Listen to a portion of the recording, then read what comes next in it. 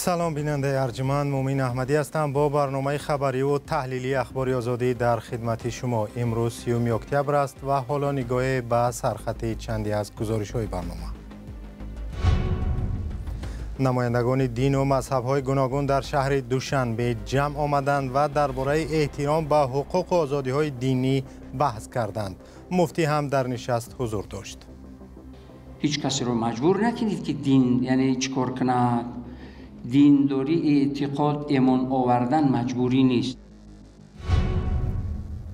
یک هفته دیگر تا پایان انتخابات امریکا، دونالد ترامپ و کامالا هریس به مردم گفتند که اگر پرزیدنت شوند چه کار خواهند کرد. تاجیکستان در جستجوی سرمایه‌گذارانی که بتوانند طلا و نقره و دیگر ثروت‌های زیرزمینی گرانبها را بیرون آورند. در یک همایش در شهر دوشنبه روز 29 اکتبر پیروان دین‌های گوناگون جمع آمدند و در این باره صحبت کردند که تا کجا در تاجیکستان حق مردم برای رسم و رسوم دینیشان رعایت می شود. مقامات گفتند که قانون به همه حق داده است به یگان مشکل نماز خوانند، روزه گیرند و یا اصلا به دین پیروی نکنند. آیا واقعا چنین است؟ گزارش ارشاد سلیمانی و امیر ایسایف را می‌بینیم. کنستیتوسی جمهوری تاجیکستان پنجمین کنستیتوسی است که در جهان بهترین است. چنین توصیف‌ها از قانون اساسی تاجیکستان در نشستی که به موضوع حقوق و آزادی‌های شخصی و کنستیتوسی مربوط بود زیاد صدا داد. این نشست را کمیته دینی تاجیکستان در رابطه با 30مین سال پذیرفتن قانون اساسی سازماندهی کرده بود که روی آزادی‌های دینی و اعتقادی صحبت شد. ما شاهد پیشروی‌های مهم در ساحه حفظ حقوق و آزادی‌های شخصی از جمله آزادی وجدان و آزادی پیروی به دین گردیده ایم. دولت نه تنها حقوق‌های اساسی شخصی را حمایت می‌کند، بلکه کفالت آن را نیز می‌دهد که هر یک شخص آزادی انتخاب در حیات شخصی، اجتماعی و کسبی را داشته باشد. توصیف رئیس کمیته دین در حالی است که تاجیکستان همه سال از سوی سازمان‌های بین‌المللی برای نقض حقوق‌های دین از جمله حقوق اعتقادی مسلمانان و تعقیب شاهدان یهوه انتقاد می‌شود. اما دولتزاده در پاسخ به این انتقادها گفت که حالت‌هایی که پیروان دین‌ها یا نمایندگان اتحادیه‌های دینی از مشکل و مانع‌گذاری‌ها شکایت کرده باشند ما دریافت نکرده ایم. آیا شما یگان نمونه ای را دیدید که یگان نفر در جمهوری تاجیکستان وابسته به اعتقاد دینیش مورد تبعیض قرار گرفته؟ موردهای تراشیدن ریش و در مؤسسات دولتی مثلا اجازت ندادن با پوشش هایی که بر اساس اعتقاد آنها است مثل اینها. ما در قانونگذاری چنین محدودیت ها نداریم. هر یک تشکیلات اداره ترتیبات داخلی خود را دارد. ما با ترتیبات داخلی هر یک تشکیلات یا اداره مسئول نیستیم. حالت هایی که شما ذکر کردید احتمال دارد همون رعایت نکردن ترتیبات داخلی یگان اداره چی خصوصی باشد یا چی دولتی باشد. سید مکرم عبدالقادرزاده رئیس شورای علمای تاجیکستان که چند پیش در داخل مسجد از سوی یک تن گویا برای صدا بلند نکردن در برابر نقض حقوق‌های مسلمانان مورد حمله با کارت قرار گرفت، گفت که قانون اساسی اصل اعتقادی شهروندان را اعتراف می‌کند. در مسئله اعتقادم قرآن پروردگار میگوید که استعیذ بالله لا اکراه فی الدین. هیچ کسی رو مجبور نکنید که دین یعنی چیکار کنه. دینداری اعتقاد ایمان آوردن مجبوری نیست.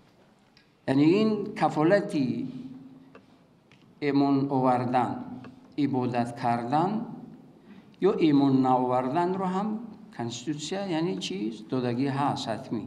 مهرانگیز ممید و مسئول رابطه با جامعه روحانیان ملی بهایان تاجیکستان میگوید هرچند از سوی دولت برای فعالیت اعتقادی آنها تاکنون مانع‌گذاری‌هایی نشده است، اما نوع نگاه جامعه به آنها معمولی نیست. که ما دین میگوییم یعنی که ما میفهمیم باید یک روسری باشد سرمون و یک کرته ازار، یعنی که این استریوتیپ هست در جامعه. وقتی که میگوییم که به خدا باور میکنیم کمتر چه گویم حیران میشوند. صحبت رضایتمندانه نمایندگان دین و باورهای گوناگون از نبود فشار به آزادی‌های اعتقادی در این نشست در حال صدا داد که 11 دکبر سال قبل کمیسیون امریکا در بخش آزادی دین در گزارشی از دپارتمنت دولتی این کشور خواست که تاجیکستان را برای نقض دوامدار و دغلانه آزادی های دینی دیگر باره به عنوان کشوری مورد نگرانی خاص بشناسد و وزیر منصبداران بعضی تحریم ها جاری کند. موضوع دیگر، رادیو آزادی جزئیات پرونده 4 کارمند میلیسه شهر خوجند را به دست آورد که به شکنجه یک بازداشت شده گمان بر هستند. معاون سردار شعبه کارهای داخلی خوجند و 3 زیردستش با آن متهم می شوند که نعمت اشرف را بازداشت کرده در وقت بازپرسی عذاب دادند. همکارم مولا رجب یوسفی موضوع رو پیگیری کرده. برای صحبت بیشتر همراه ماست. مولا رجب سلام. 1 ماه پیش ما درباره بازداشت این کارمندان میلیسه خبر داده بودیم، اما جزئیات پرونده معلوم نبود. حالا چی تفصیلاتی به دست آمده است؟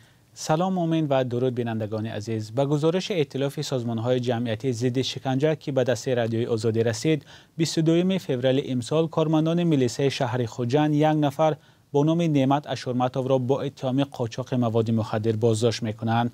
با گزارش ائتلاف کارمندان میلیسه در داخل بینای شعبه کارهای داخلی شهر خوجند اشورمتوف را شکنجه کردند. 5 روز بعد بازداشت دادستانی در ارتباط با لطکوب اشورمتوف پرونده جنایی باز می‌کند. تشخیص طبی دادگاهی نیز در بدن بازداشت شده 23 آثار ضرب‌العت را نشان داده است. دادستانی سوخت برای شکنجه این بازداشت شده نسبت به 4 کارمند پلیس شهر خوجند با اتهام بیرون رفتن از حد وکالت خدمتی پرونده جنایی باز کرده است. از اینها یکیش با نسب نرزالله زاده معاون سردار شعبه کارهای داخلی و 3 تن دیگر زیردستان او بودند.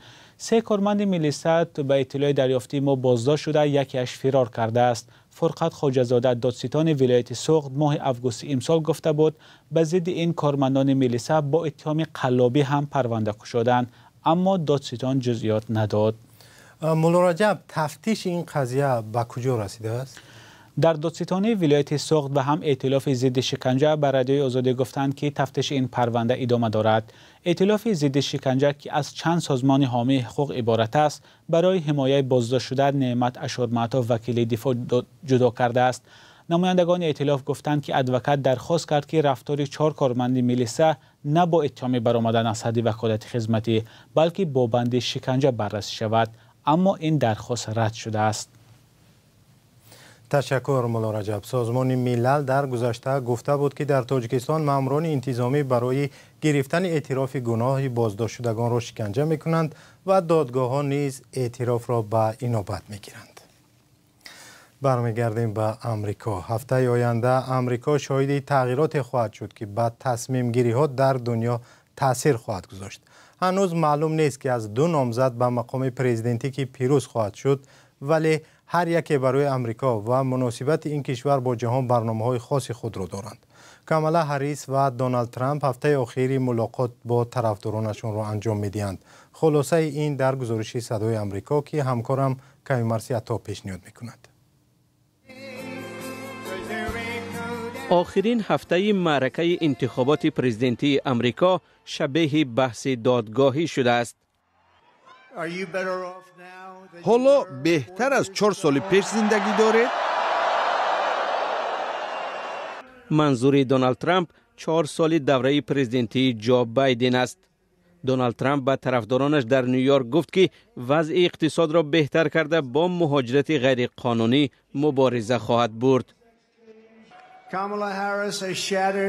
کامالا هریس زندگی میان حالان را خراب کرد. پس از سالها ساختن دولت به بیگانه ها، حفظ مرز و سرزمین کشورهای دیگر، در نهایت ما به ساختن و حفظ دولت خود آغاز میکنیم. یکم فکری امریکا را میکنیم. میدانی که 20,000 جای داشت پر بود. داشتن فردی نمونه عبرت خوب است، اما به فکرم ماموریت ترامپ کار خوب خواهد کرد. واقعا میبینم که ترامپ زندگی ما را خوب خواهد کرد. کامالا هریس مکان ملاقات سرنوشت ساز را با طرفدارانش در واشنگتن نزد قصر سفید انتخاب کرد که جای پرزیدنتی آینده است. در امریکا زمان رهبری نسل نو رسیده است.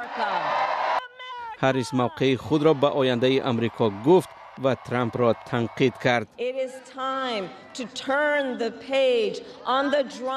وقتی آن است که صحیفه فاجعه و جنجال را ببندیم. من اولین نفری خواهم بود که محدودیت برای بالاروی نرخ را میبردارم. نمیگذارم انسولین گران شود و نرخ دارو را طوری میکنم که همه خریده تواند.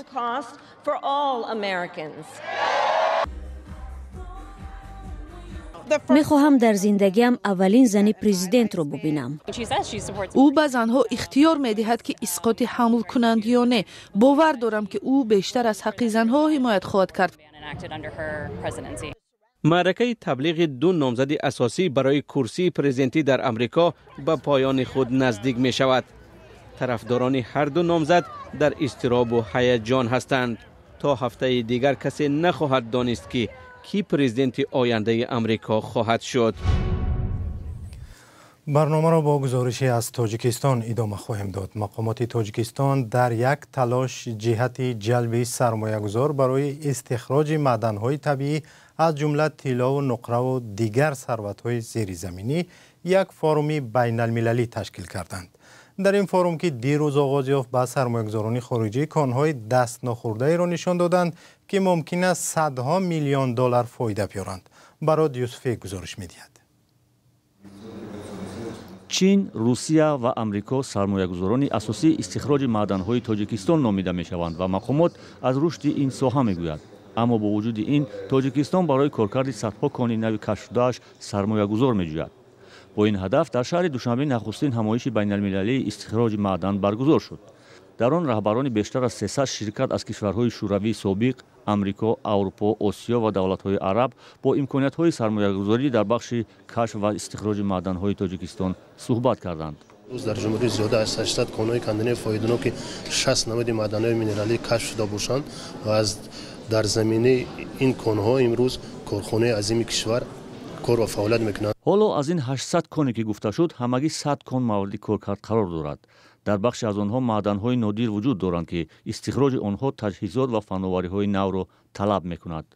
در تاجیکستان 10 نمود متال‌های کریاتیوی هست که از همین متال‌ها تمام جهان حاضر که باید برخوردار باشند.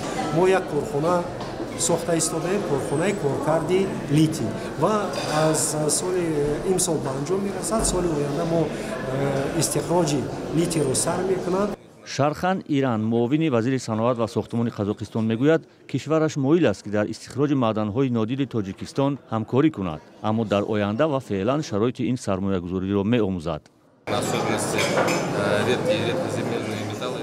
حالا معدن‌های سختی فایده‌آور، مخصوصاً معدن‌های نادر زیرزمینی طلبگاری زیاد دارد. در رابطه با این شرکت‌های قزاقستان آماده‌اند که در قلمرو تاجیکستان کار کنند، خصوصاً در بخش اکتشافی معدن‌های نادر از جمله اوران. من فکر می‌کنم که همین همکاری به منفعت دو جانبه خواهد بود. عبدالله اشوروف کارشناس مسائل اقتصادی بر این است در تاجیکستان شفافیت در دسترسی به ذخیره و شماره کانها و خراجات و درآمد شرکت‌ها تقریبا وجود ندارد. از این رو مایل کردن شرکت‌های خارجی به این رشته آسان نیست.